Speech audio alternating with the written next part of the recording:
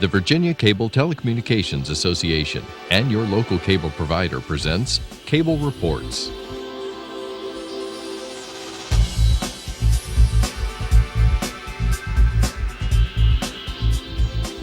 Join us now as Cable Reports brings you up to date on current issues facing the Commonwealth through discussions with your local legislators and other policymakers from across Virginia. From the General Assembly and the City of Richmond, I'm Woody Evans for Cable Reports, brought to you by the Virginia Cable Telecommunications Association and Cox Communications, connecting Virginians to their government. We're pleased to have with us today Delegate Joe Lindsey. Good to see you, sir. Good morning. Pleasure to be here. Well, I understand you had a tough time getting into work this morning. Yeah, I sure wish I had an all-wheel drive today.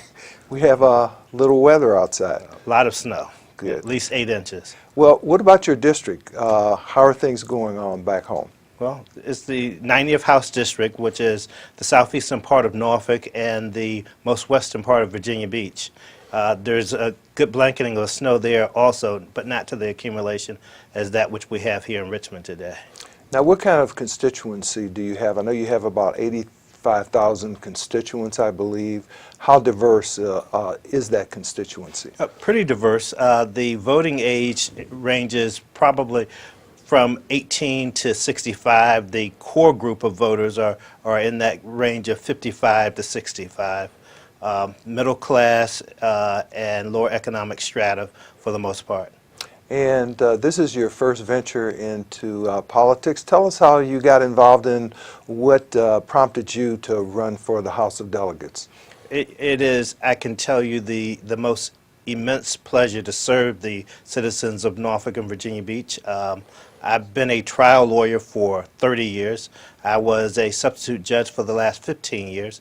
This really wasn't the direction that I saw my career going in, but there were people who supported me, thought well of my abilities, and believed that I would be a good fit. And I'm pleased to say that I'm glad that I took the jump. Now, what's the economy like in your district? Over the past few years, the economic climate in the Commonwealth has suffered because of the recession, but also because of our dependence upon the federal government. Hampton Roads is, and especially Norfolk, is very dependent on the military and the infusion of cash from the federal government because of the branches of military that are all around the area. Sequestration has been very, very damaging to the region from a standpoint of loss of jobs, cut back on military contracts and contractors not having business to the degree that they once had. It presents a challenge that hopefully we're going to be able to weather with some tightening of the budget strings and just trying to be smart about the spending of money. Besides the military and government contractors, who are some of the other employers in your district?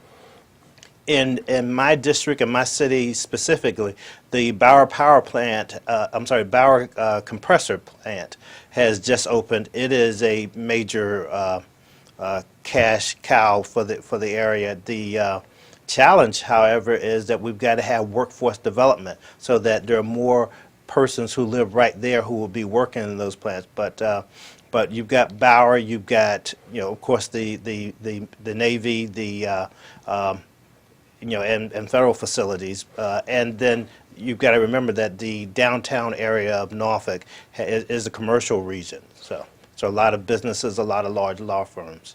Tell us a little bit about your committee assignments here in the General Assembly. I serve on the Courts of Justice Committee with the Privileges and Election Committee and also the Education Committee. Now, the Courts of Justice Committee has a fairly broad jurisdiction. It does, and my sub committee is civil laws.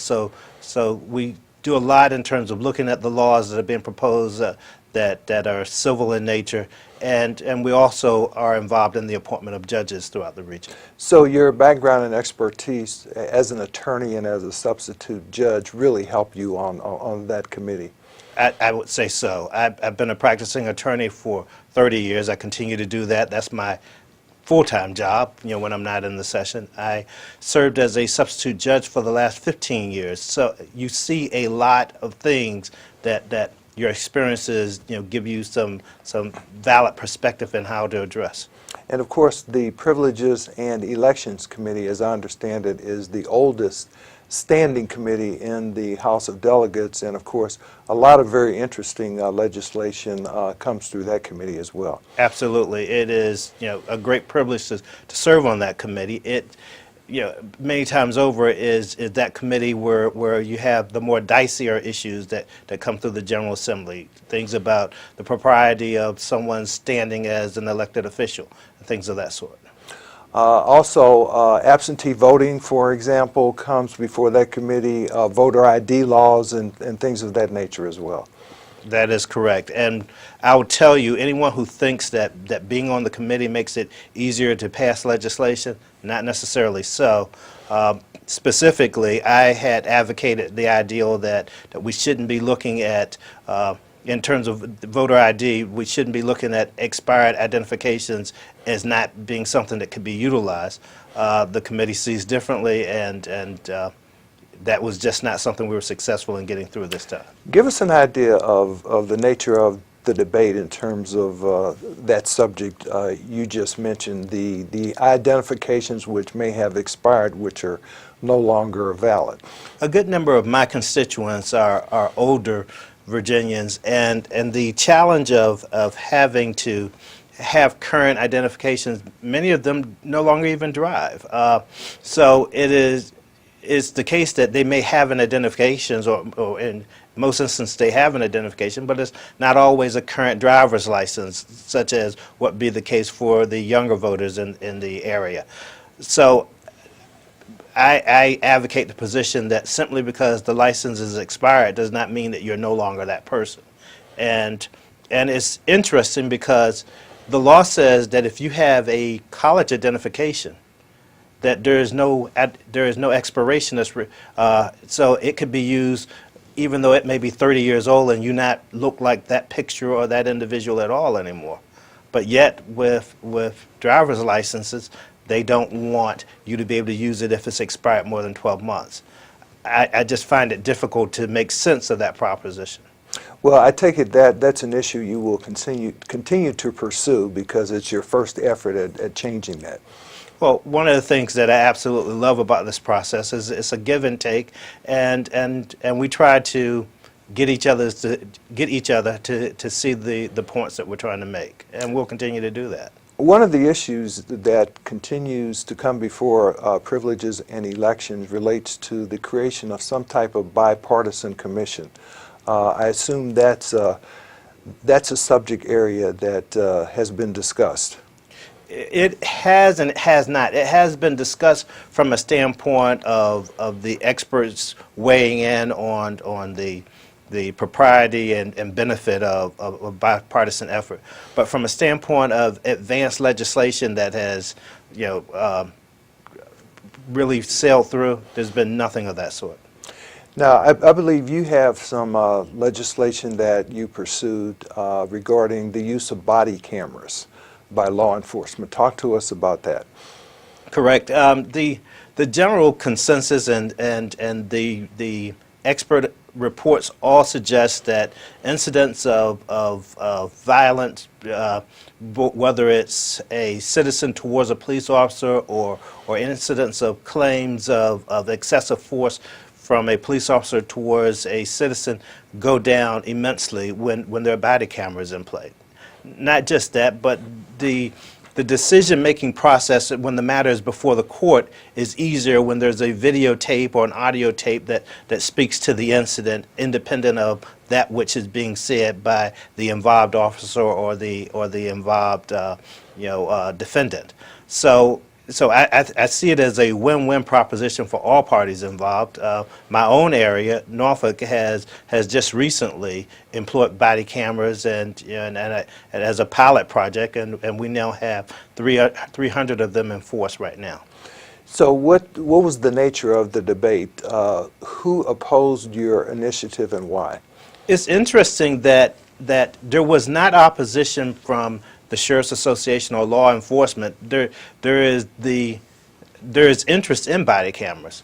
The real challenge and the opposition came from a standpoint of funding. My proposed bill said that the funding should come from asset forfeiture revenues, and the concern was that if that stream of assets was not available, would this be something that the state could fund, or would it be considered an unfunded mandate on the localities?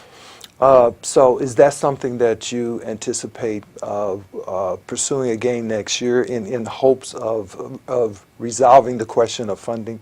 It is, and I will tell you, one of the reasons that we deferred on the point in this General Assembly session was that the governor has a task force studying the very same question, and I just didn't want to put the cart before the horse. Now, to what extent did your experience as a Commonwealth attorney aid in the pursuit of this legislation?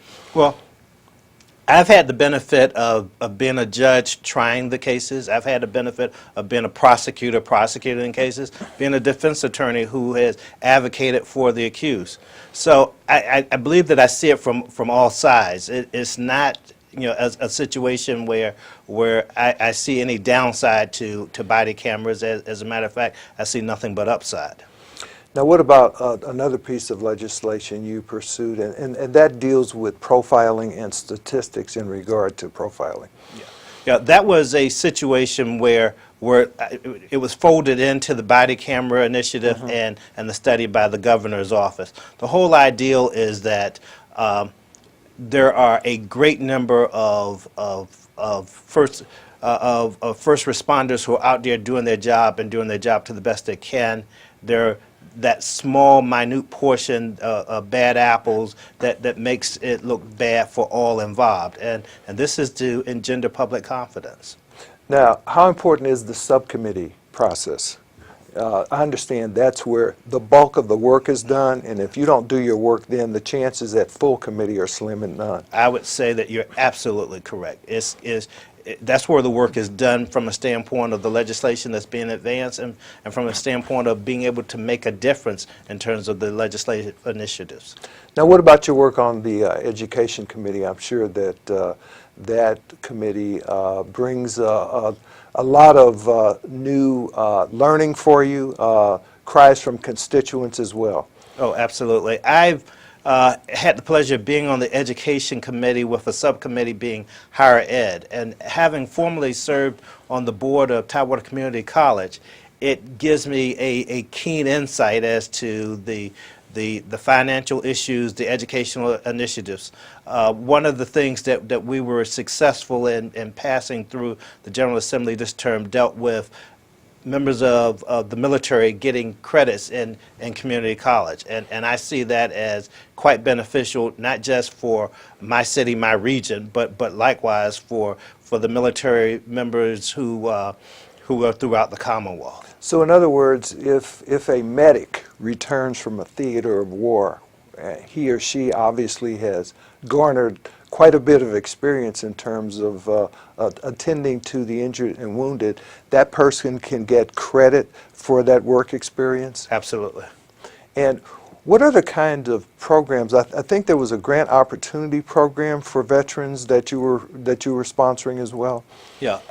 What we were seeking to do is to have a situation where persons in the military would be able, and were starting up businesses, if they had 90% of their financing, that they could get monies to help with that finance, up to 10% or a certain dollar amount.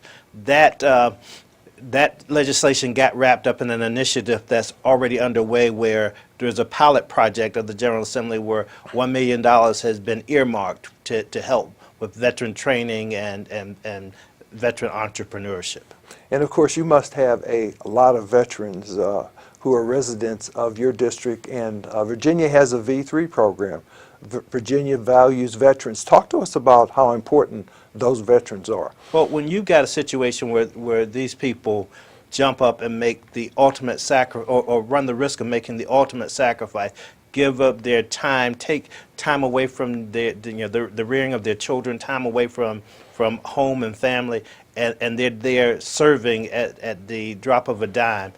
I believe that this Commonwealth owes something back, this nation owes something back, and these programs are of that offshoot.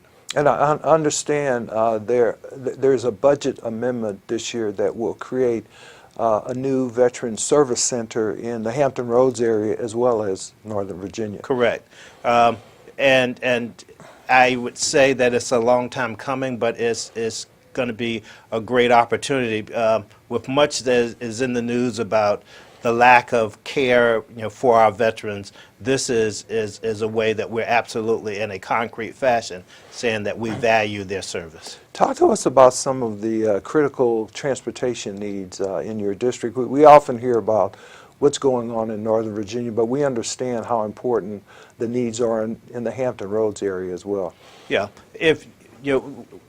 there's no question that it is a vital corridor, and with Interstate 64, there's a real challenge because there's a bottleneck right at the Hampton Roads Tunnel. So there's a lot of information and a lot of discussion about trying to expand that area. We're also looking at the Patriot Crossing because we believe that that would be quite essential to the region from a standpoint of being able to bring in trucks who import goods and export goods from the port.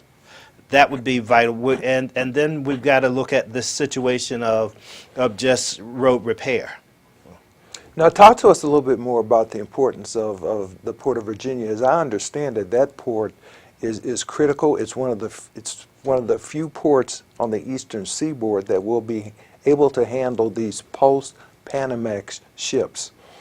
Yeah, the depth of the port in terms of the seaways is critical for the importing and exporting of commercial goods, and to look at that alone, and not look at how to put these goods on trucks and get them in and out of the region, I just think is just folly. So we've got to have a situation where everything is working in a symmetrical fashion. And that's why what I'm talking about in terms of third crossing, and what I'm talking about in terms of expanding the Hampton Roads Bridge Tunnel area is vitally important as far as getting in and out of the ports. So it's not only a pure transportation issue, it can also be a public safety issue. To the extent those tunnels may get flooded, it can also turn into a national security issue to the extent the military is not able to get about. Absolutely.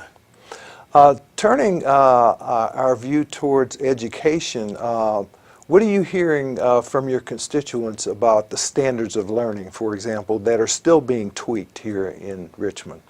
Yeah, it's a job that's unfinished. In our committee's education committee most recently, we were talking about the particular program initiatives such as SOLs versus core studies and how it impacts the service area. One of the things that we're greatly concerned about is getting needed resources into at-risk schools so that we can hold on to students and give them the best chance to thrive. Now, I understand that the governor has identified an additional $136 million in projected revenues that he wants to use to increase the amount of money put forward towards teacher raises, to bring that in course with what other state employees are getting. Have you heard much about that? Yes, sadly, our teachers, our educators, aren't paid as well in this state as in some others, and we're looking at an increase in salary both for the teachers and also for law enforcement. Now, but I understand that even though the K through 12 funding will be held harmless this year, so to speak, that's really based upon 2009 levels. So obviously, education still needs quite a bit more funding. There's more work to be done, absolutely. Now, what about pre-K education? Is that something that you feel is critical? I would absolutely agree that pre-K education is vital. All the information that I've been made privy to suggests that getting the children at that young age and fostering their learning is the best opportunity for or indicator for future success. As a matter of fact, I think it's critical that children read by the third grade, at that third grade level. Otherwise, it's a pretty negative indicator, is it not? That's correct. As a matter of fact, in some instances, it causes the state to start thinking about building more correctional institutions.